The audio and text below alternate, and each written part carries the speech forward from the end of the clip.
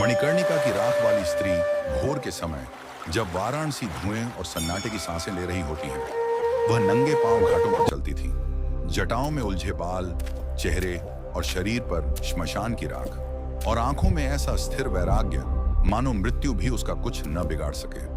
लोग उसे पूरा नहीं देखते थे, बस राख से सना एक चेहरा, गले में खोपड़ी के आकार की माला और निर्भय चाल। लोग उसे मातृ अघोरिणी कहते थे। वह मणिकर्णिका घाट के पास रहती थी, जहां चिता की आग कभी बुझती नहीं।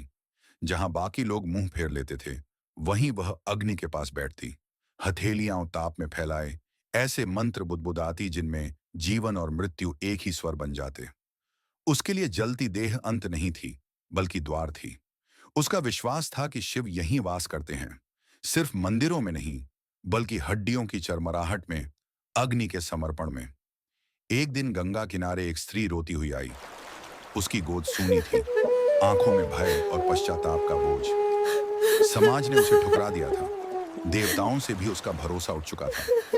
वह अघोरनी के चरणों में गिर पड़ी। मातृ अघोरनी ने उसे उठाया, गंगा का जल उसके मस्तक पर डाला और श्मशान की थोड़ी सी राख उसकी हथेली पर रख दी। इससे डर मत, वह बोली, यही सत्य है, जो जला वही मुक्त हुआ। उस स्त्री की सिसकियां थम गईं। पहली बार उसे मृत्यु का भय नहीं, शांति दिखी।